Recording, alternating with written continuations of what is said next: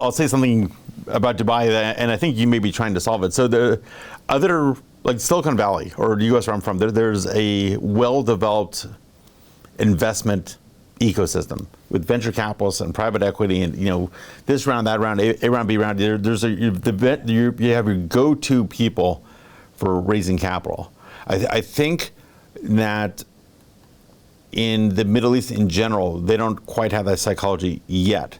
What they're used to is they understand infrastructure, they understand real estate, they understand stuff like that. They don't quite have the venture mentality yet. I think that as that problem gets solved, it's a little bit of a cultural thing. Okay, but as that problem gets solved and people start making money that way, you're going to see a whole nother level of blossom here. I know you're interacting with different angel groups and making your beneficial ecosystem. I think that's the way to go. You need to get your friends and family, your angels, and your VCs all lined up here. Imagine once it's not just sovereign wealth funds writing $100 million checks, but you have all these VC offices writing the $500,000 or $1 million checks. Then it will really blossom. It would be nice to have that infrastructure here for sure. Whatever happened in Silicon Valley is just this. It's pretty fascinating if you actually go look at the history of the evolution of all of that. People take it back to the space program and how that all existed and how it was kicked off by that government spending and then later led to the VCs and this whole machine out there. Also with crypto, it's completely decentralized too.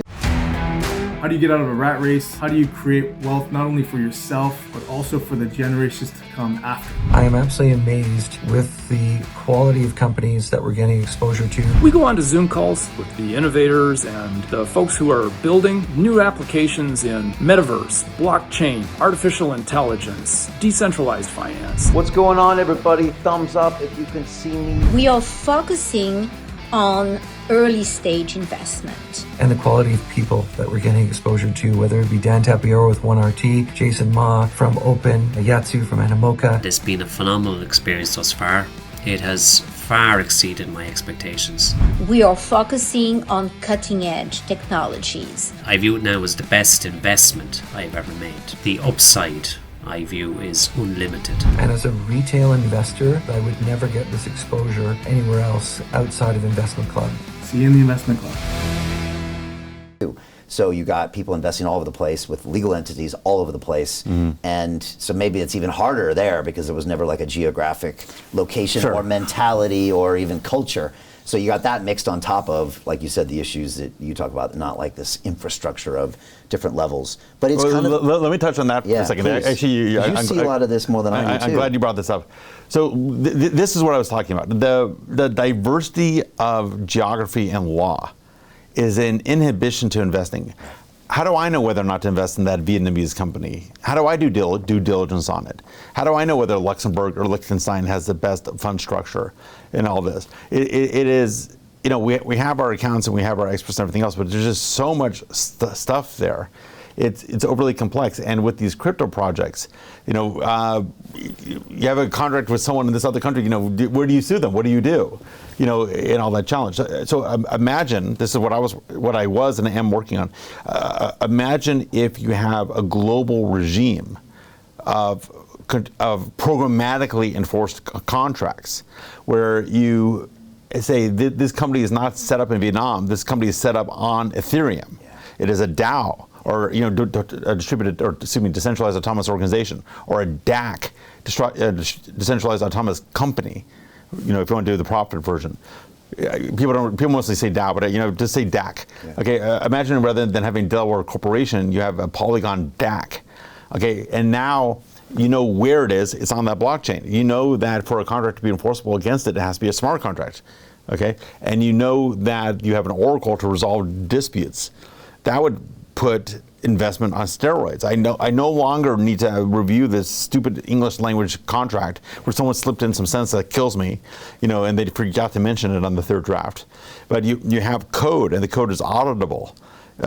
Think about how efficient that makes life and how good it makes it. So I think this is one thing, when you mentioned the government connections, this is something I was doing a few years ago, working, I don't want to name because of the contract I have with them, but I was working with this particular jurisdiction on getting their crowdfunding law fixed. It's a country nearby. Okay. It's not Arab speaking. Okay, and I didn't break any sanctions, so it's the other one. Okay, Gotcha. but I was working on that, and then it's tough because you have so many contrary interests and everything else. Well, part of these contrary interests exist and maintain their position because they can operate in the shadows. But when you put it all on blockchain, it's all visible. You can see who did what. So I hope that this region, I don't think, like I said, I don't think Europe is going to make it, maybe the US will, but I hope this region embraces smart blockchain and smart contract based entities and contracts. Like RAC DAO, Ras Al Khaimah DAO. Once we get legally recognized DAOs and enforceable contracts on blockchain, you're going to open up a whole new world. That'd be incredible. And then that can surpass. And I think it'll make life easier for you and your community. Yeah. Also. And that could even surpass, the equity world and the traditional world, because it would leap ahead of what's being done, off blockchain. Yeah. And that would obviously make everything. Or they migrate on because they have to. They might have to, yeah. And then it would be speed of light, and I would love that world. I hope we go there, and I hope it starts to work. I think we are. I don't know if you were, maybe you weren't in crypto at this point, but the first, there's the DAO, which went on Ethereum. Right. And unfortunately, it got hacked. Yeah, I know. Okay, but growth pains. But the whole idea there was that people would invest their Ethereum into that DAO, and then they would do a vote on what to invest in, other projects. It's an idea that's been around for a while, and it makes perfect sense. But railroads crashed when we first built them. And they were sloppy, and now China's building high-speed trains. It just takes practice. Yeah, well, I'm optimistic, and you can learn a lot from railroads, by the way. Yeah, yes, in tech development, all the overbuilding and the consolidation and yes, 100%. Fascinating stories. Hey, I know investing in crypto is scary. It takes a real leap of faith, because there are so many scams, rug pulls, and bad actors out there. It's a dangerous business, which is why 95% of people lose all their money. Well, that's why I created the London Real Investment Club, so you can access the hottest deals on the planet and use the crypto bull market to create the generational wealth that you deserve. Join my team of over 100 people from around the world that are making millions of dollars behind the scenes investing in blockchain, AI, Web3 games, DeFi, Bitcoin, and more. Don't miss out. Click the link below to book a call with one of my team now. But hurry, this bull market will end soon. I know investing in crypto can be scary. That's why you gotta join the investment club. Pull the trigger. Let's do this.